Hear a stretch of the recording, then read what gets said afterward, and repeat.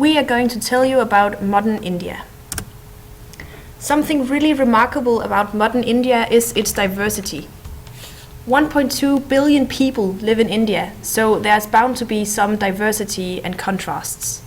And there are really a lot of contrasts. India is both rich and poor, powerful and weak, ancient and modern, and there are big differences between urban India and rural India. One of the factors that shows the diversity in India is the language. There are 15 official languages in India. Hindi, the largest spoken language, is only spoken by 40% of the population.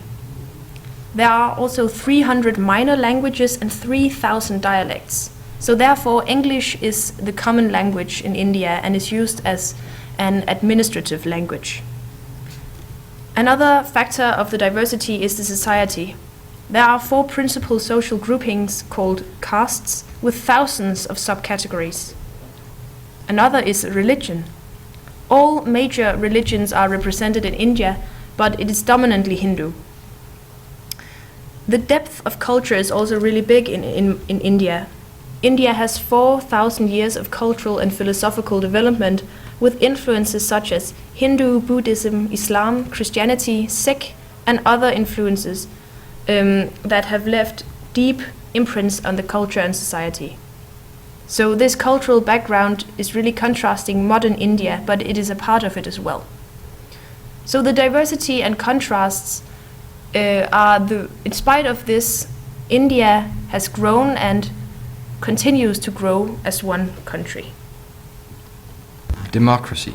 India obtained political independence from England in 1947, and along with the separation of Mongolian from Pakistan, it allowed a big and united India to rise.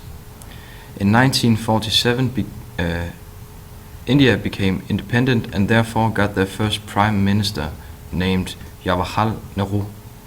He emerged as the leader of the Indian independence movement and led and protected India and its newly acquired independence under the influence of Mahatma Gandhi until his death in office in 1964. Independence was very important for India because it allowed a neutral stance between the Western capitalism and the Soviet communism, and therefore they could remain on a good hand with both sides during the Cold War. After the India's independence, it has started to grow a lot, and the reason for this is because of the free market principles, the liberalization of the economy towards international trade, and it has focused a lot on building infrastructure and thus setting up new industry. Compared to other countries, India still has a very low GDP per person of $5,500. In comparison, Denmark has a GDP of $36,600, where the GDP for a country is the total production of services and articles minus the raw material used in the production. In correlation to this, 270 million people, which is 21%, live in poverty, where the poverty limit is $1.25 per day. To boost Indian growth, 3 major problems has to be overcome. One of them being that to purchase land, 70% of shareholders must give their consent, which often hinders investments in new constructions.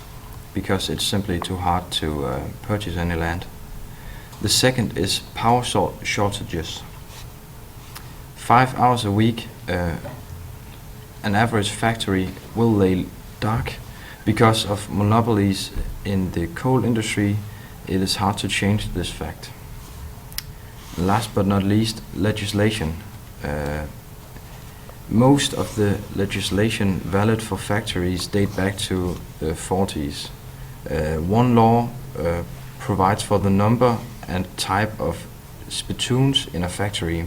And spittoons is jars that you spit in, and these were manufactured by tobacco companies so that people who chewing tobacco could get rid of their spit. Another law is that enterprises above 100 employees must have government permission to scale back on productions. And this is of course very dangerous, because if you don't have a secure enough economy in your company and you can't scale back, it'll all just fall over. And most companies try to avoid this by either staying small or using temporary workers. And this results in the fact that less than 15% of the Indian population have legal job security. This could be solved by establishing new labor contracts to secure basic protection for most Indian workers, and to make it less costly for firms to lay off people, as it will give some sort of security to the firms, while still protecting the 15% that actually has legal job security in the first place. I will tell you about sport in India. Just after India became independent, hockey was the most popular sport in the country, followed by cricket and football. In fact, until the middle of the 60s, hockey was the most popular sport in India, and the Indian football team was the best team in Asia. Cricket was lagging far behind at that time, both in terms of performance and popularity. India was at that time winning many Asian Games, medals in football and in hockey. Then suddenly in the late 70s, the Indian cricket team's performance started to improve, and therefore Indian cricket started to become popular too. Cricket's breakthrough started when Gavaskar from India got her first win against England, which made India very proud. The turning point was, of course, India's World Cup victory in cricket in 1978, which was held in the Indian subcontinent. Furthermore, it was the first World Cup held outside England, and therefore it was important for India to win.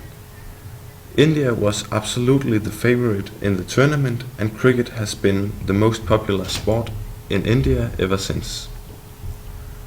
It is remarkable that cricket actually is an English sport, which really shows the influence that England has made on Indian culture.